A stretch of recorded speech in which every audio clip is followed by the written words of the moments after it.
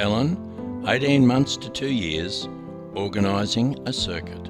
Circuits are a great way to keep your class moving and practicing a variety of skills. Ellen seamlessly transitions the class from one activity into the circuit that she wants. This circuit consists of 1. Crocodile, 2. Monkey, 3.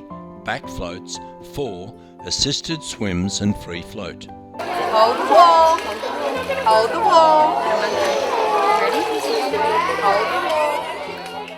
Normally, the teacher positions themselves at one point of the circuit so that they can communicate with each student as they pass by that point. So the child will get their donut. Provide the support with your shoulder or your chest, and they can tap their toy for 5. Then push them into the step and we'll go again. Okay, here we go. So little feet on the wall. Here we go, Matilda.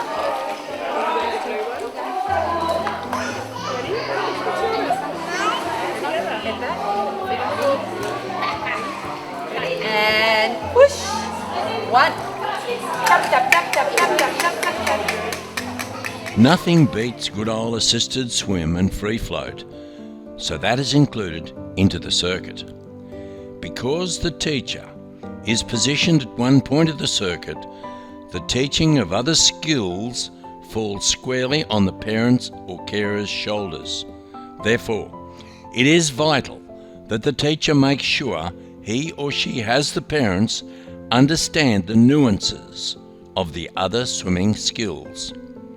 Here, Matilda's mum does a good job, assisted swim and free float, before encouraging crocodiles.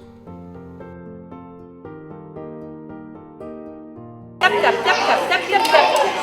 Keep coming, Matilda. Monkey, monkey. Good. Provide that support.